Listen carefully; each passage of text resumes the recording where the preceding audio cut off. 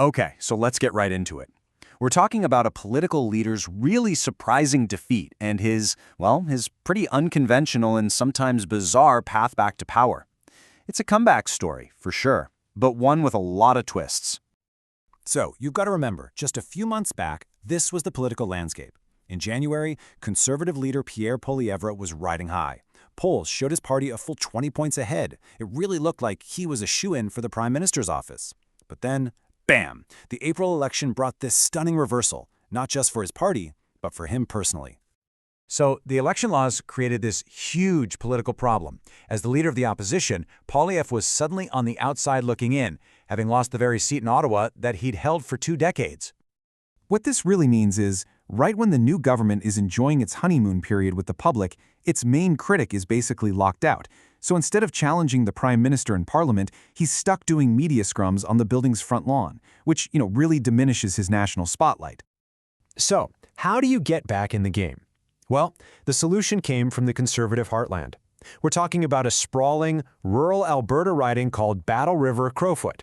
And let me tell you, it is about as deep blue Conservative as a place can get. And to really understand just how safe this riding is, you just have to look at this one number, 82.8%. That was the massive margin of victory the sitting Conservative MP had in the last election. We're talking one of the safest seats in the entire country. So, in what was a pretty major show of party loyalty, that MP, Damien Carrick, stepped aside. This move, it's sometimes called a parachute candidacy, right? Where a leader gets dropped into a super safe riding to secure a seat. And just like that, it triggered a special by-election. The path back to Parliament for Poilievre was now wide open. But, not everyone in the riding was thrilled about this. Some locals felt like they were just being used. And his main rival in the race, an independent candidate named Bonnie Crishley, she really summed up that frustration when she called the whole thing another man's ego project. Okay, so just when you thought things were going to be straightforward, the by-election took a really strange turn.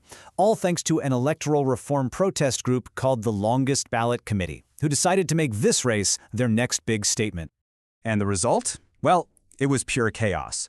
You're looking at a record-breaking 214 candidates who officially registered to run. Now, the vast majority of them were part of this protest, and the whole idea was to completely overwhelm the ballot to shine a light on what they see as flaws in Canada's voting system. This created a problem that, honestly, nobody had ever seen before. A ballot with that many names would have to be over a meter long. Think about the printing nightmare, the counting headaches. So the big question for election officials was, how on earth do you manage this? The answer? You don't. And what they did was actually historic. For the first time ever in a federal election, instead of a pre-printed list, voters were just handed a blank ballot. They had to manually write in the name of the person they wanted to vote for. A totally new solution for a very new kind of protest. All right, so on election night, the result came in pretty much as everyone expected. Pierre Poilievre won, and he won big, securing his return to the House of Commons this fall. But when you start to dig into the numbers, the story gets a little more complicated. He took home just over 80% of the vote. And look, by any measure, that is an absolute landslide, right? A decisive victory. It gets the job done. But let's look a little closer. And here's the really crucial point. Even with that huge win and all the national media attention, his share of the vote was actually a little bit lower than the guy who had the seat before him. So even in one of the safest Conservative ridings in the entire country, his support was just a touch softer. And you can bet that political analysts definitely noticed that. Okay, so with his seat now secured, Poilievre's focus has to shift to the national stage. Because it turns out, winning this by-election, that was the easy part. The real fight, the battle for public opinion across all of Canada, that's what lies ahead. And you see, while he was out campaigning in rural Alberta, the bigger national picture was changing. The latest polls from Nanos Research show his party is actually slipping. They're now trailing the governing Liberals by a pretty significant 11-point margin.